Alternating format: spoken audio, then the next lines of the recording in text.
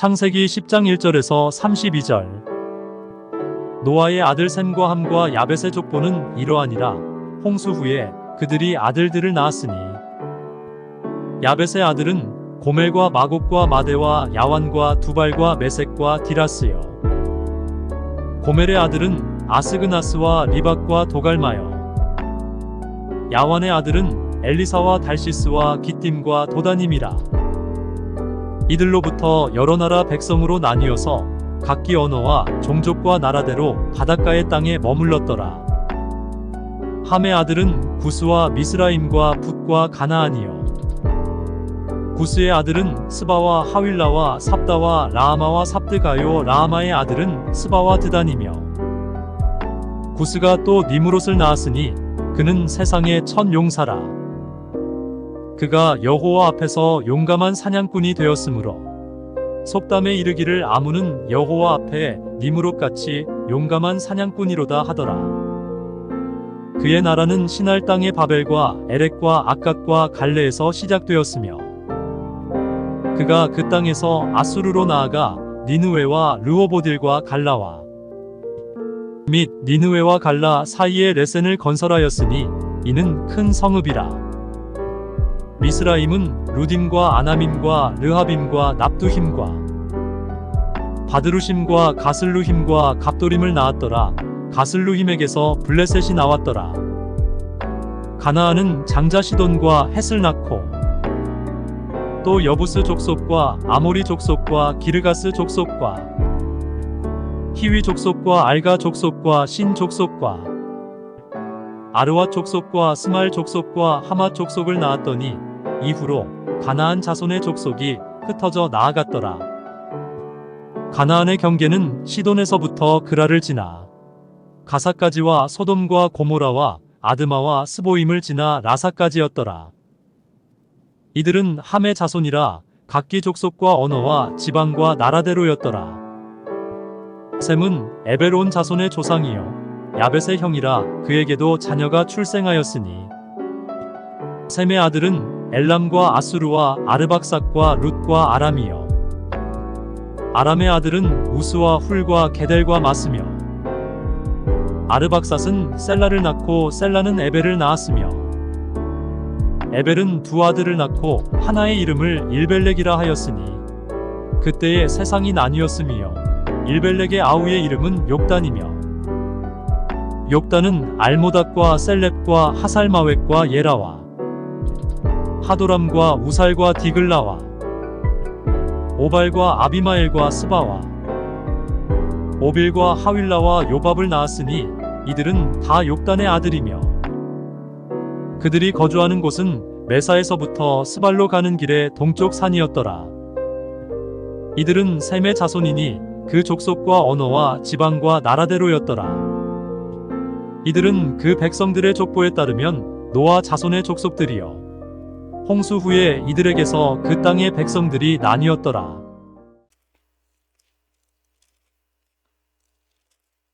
우리가 방금 하나님의 말씀을 좀 교독을 했는데요. 사실 처음 들어보는 사람의 이름들이 대부분이고 또 이 사람들에 대해서 성경에 구체적으로 언급된 그 사람들은 소수에 불과합니다. 그럼에도 불구하고 성경의 족보 이야기로 기록되었던 것은 많은 또 의미를 담고 있습니다. 사실 이 족보는 이제 11장에 보면은 바벨 사건이 있습니다. 바벨 사건 이후에 하나님의 심판은 뭐였냐면 그들을 흩으셨어요. 그리고 언어가 하나였는데 다른 언어를 사용할 수 있도록 그렇게 했습니다. 그것이 이제 11장에서 바벨성 사건을 통한 이제 하나님의 심판이었단 말입니다. 10장에 보게 되면 이제 언어에 대한 부분이 나와요. 종족과 언어에 대한 부분이 나오는데 5절 말씀 한번 보겠습니다. 이들로부터 여러 나라 백성으로 나뉘어서 각기 언어와 종족과 나라대로 바닷가의 땅에 머물렀더라. 이 말씀이 나옵니다. 동일한 말씀이 반복되어서 나오는데요. 20절 말씀. 이들은 함의 자손이라 각기 족속과 언어와 지방과 나라대로였더라. 그래서 각기 족속과 언어와 지방과 나라대로. 그게 좀 나뉘어진 것, 흩어져서 나뉘어진 것을 또 언급을 하고 있고요. 31절 32절 말씀. 이들은 셈의 자손이니 그 족속과 언어와 지방과 나라대로였더라. 이들은 그 백성들의 족보에 따르면 노아 자손의 족속들이요 홍수 후에 이들에게서 그 땅의 백성들이 나뉘었더라. 이렇게 언급을 합니다. 셈과 함과 야벳의 후손들이 족속의 형성이 되어져서 나뉘어지고 그 다음에 그들이 흩어지고 그리고 결정적으로 뭐가 나뉘어졌냐면 언어가 나뉘어졌어요. 그 언어가 나뉘어졌다는 이야기는 이 족보 이야기는 바벨탑 사건 뒤의 이야기다.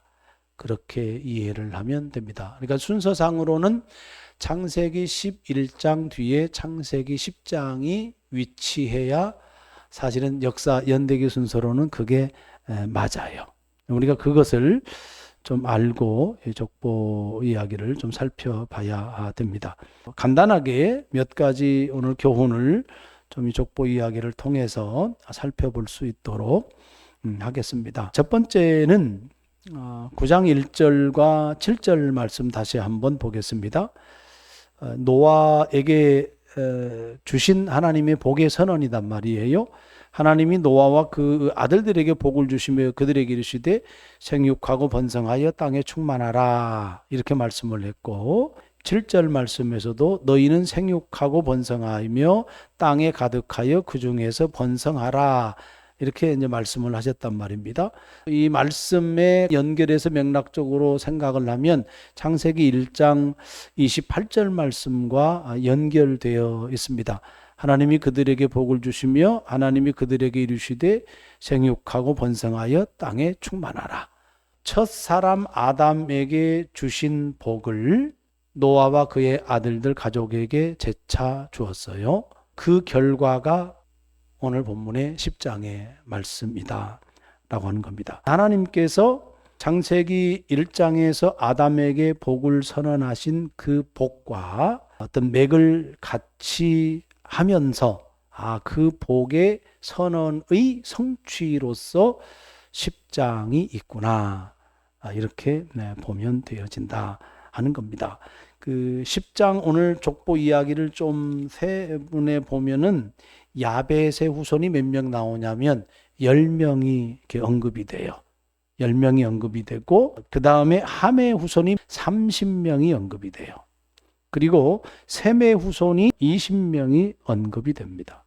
도합 몇 명이냐면 70명이 언급이 돼요. 70이라고 하는 숫자가 가지는 함의가 있어요. 3은 하나님 수라 그래요. 이제 히브리인들의 숫자 개념이 그렇습니다. 3이 하나님 수고 4는 사람 수. 그래서 3 더하기 4를 7이잖아요. 그래서 7은 완전수라고 합니다. 그리고 3 곱하기 4에서 12도 완전수 그럽니다. 그리고 그 완전수에다가 10을 곱하거나 100을 곱하거나 1000을 곱하면 이게 어찌보면 영원수가 되는 거거든요. 그래서 그렇게 했을 때 그 숫자를 또한 완전수라고 합니다. 그래서 70을 완전수라고 하고 12 곱하기 12 다음에 곱하기 1000 그러면 14만 4천이 나오잖아요. 그것을 또 완전수 이렇게 이야기합니다. 그래서 의미가 있는 거죠. 족보를 기록을 하면서 창세기 저자가 70에 맞추어서 어찌 보면 편집을 하는 거예요. 그 이야기는 뭐냐면 하나님의 약속이 완전하게 성취했다.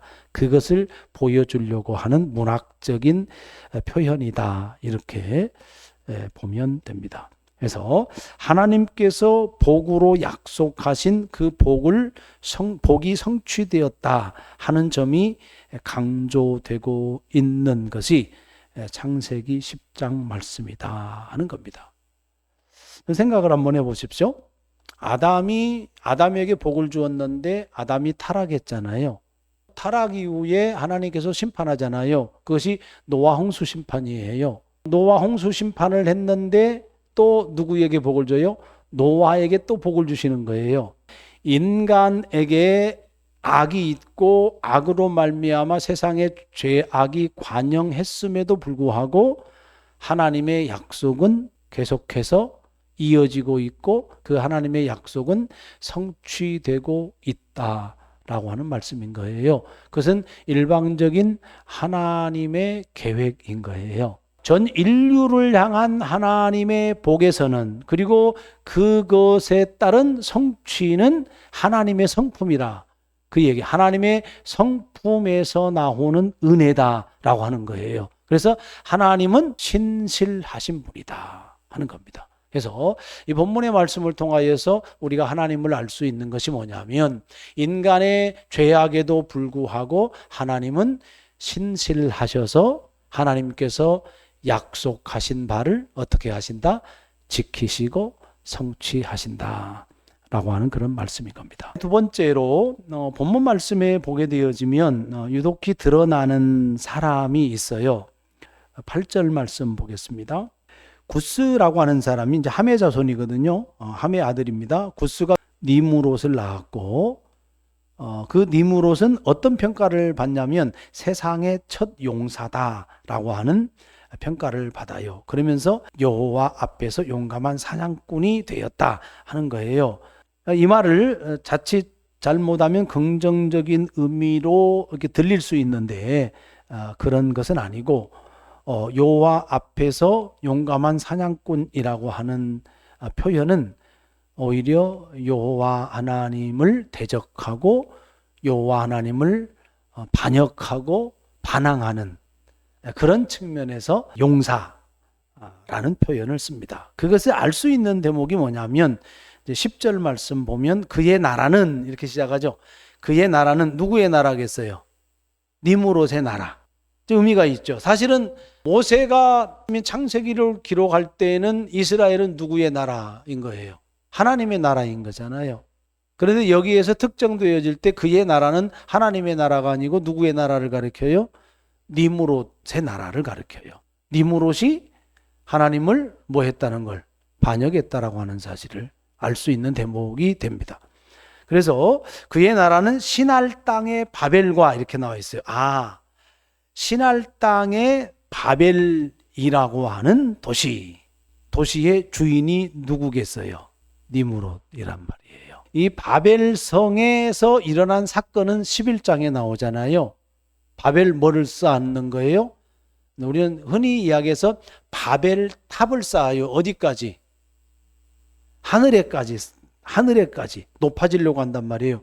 자, 그러면 하늘에까지 높아지려고 하는 이유가 뭐겠어요?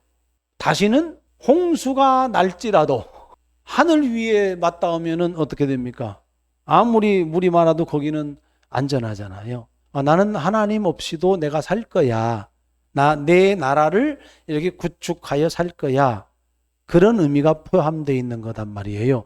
우리는 바벨성 사건의 이야기를 주로 어떻게 들었냐면 바벨탑으로 들어요. 바벨탑. 파리의 그 에펠탑 있잖아요. 그거 생각을 하는 경우가 많거든요.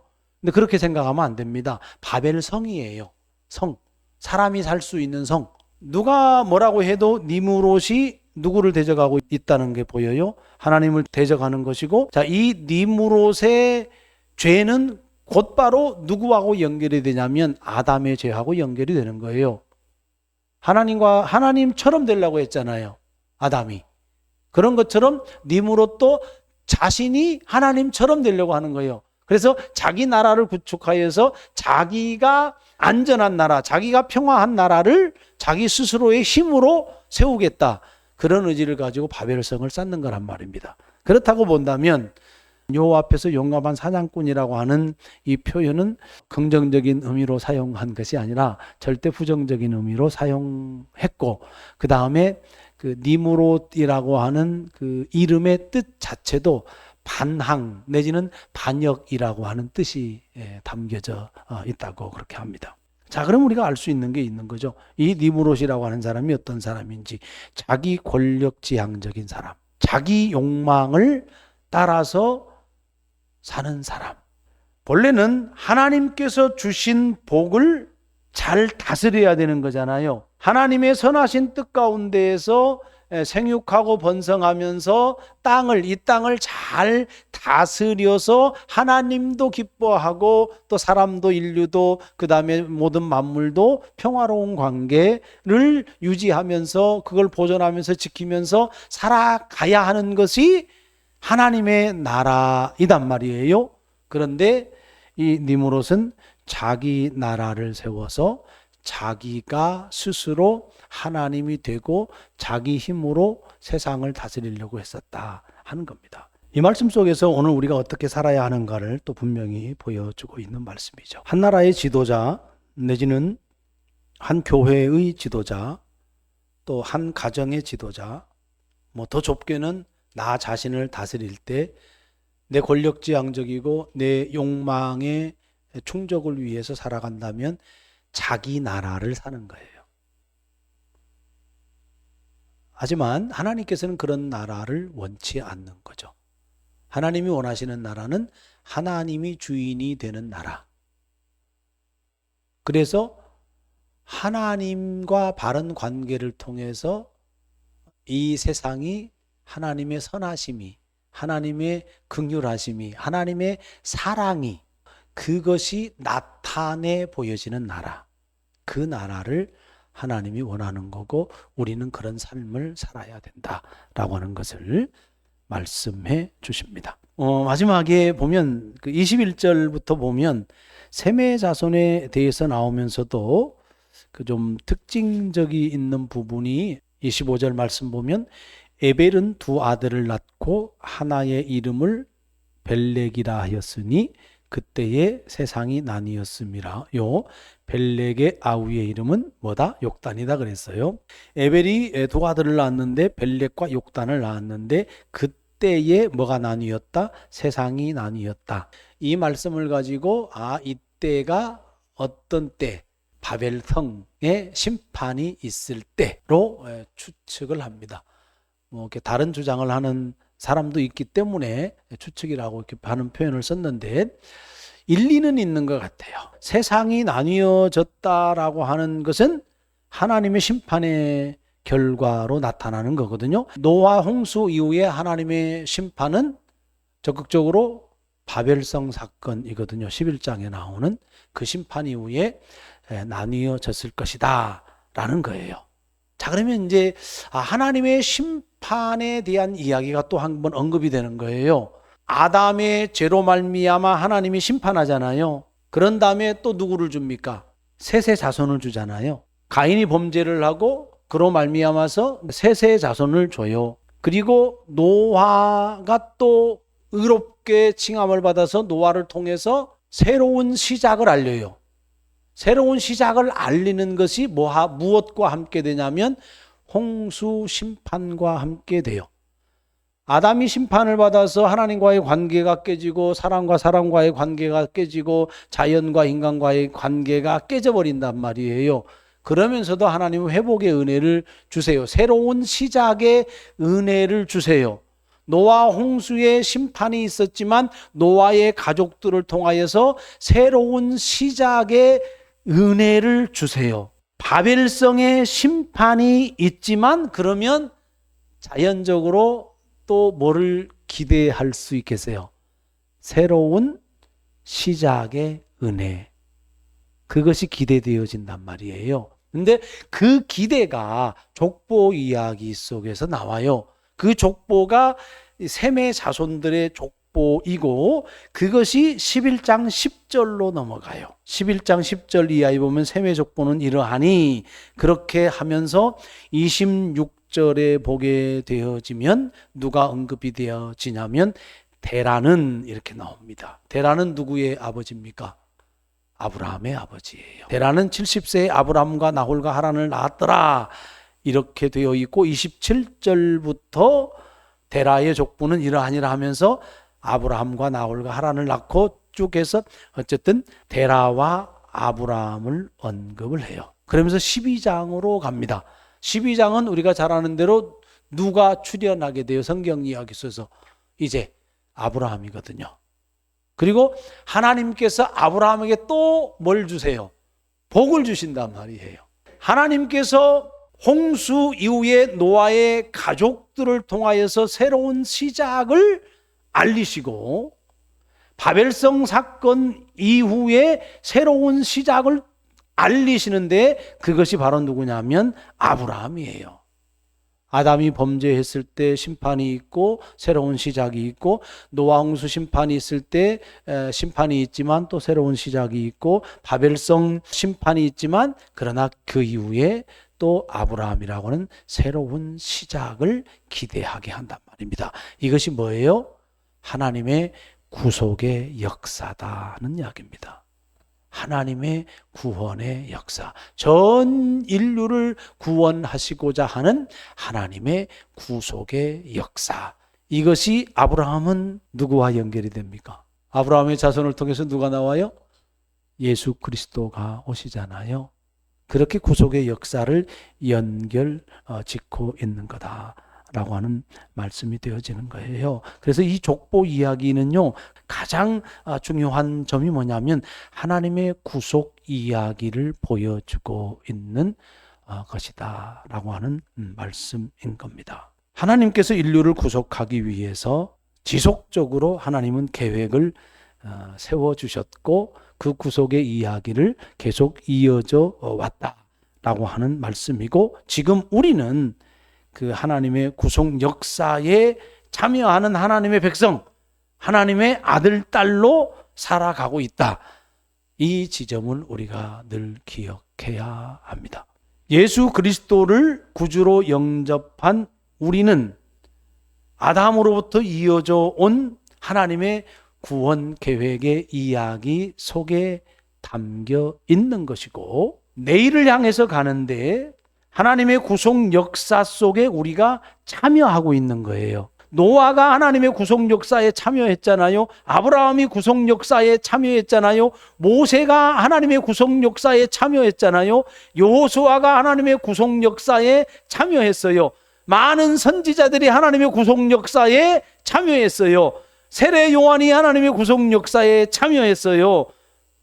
예수님의 제자들 사도들이 하나님의 구속 역사에 참여했어요. 우리의 신앙의 선배들이 하나님의 구속 역사에 참여했어요. 지금 우리가 하나님의 구속 역사에 참여하고 있는 것이고, 우리의 후대들에게 그 하나님의 구속 역사를 이어주고 있는 가교 역할을 하고 있다. 그것이 교회예요. 그리고 그것이 하나님의 백성된 우리들의 정체성입니다. 그렇다면 우리는 하나님의 백성으로서 하나님의 말씀에 근거한 삶, 즉 하나님의 말씀대로 다스리는 삶을 살아야 되는 것이고, 무엇보다도 예수 그리스도를 통한 하나님의 거룩한 구속의 사랑 이야기, 그 사랑을 실천하며 또 전파하면서 살아야 된다라고 하는 말씀입니다.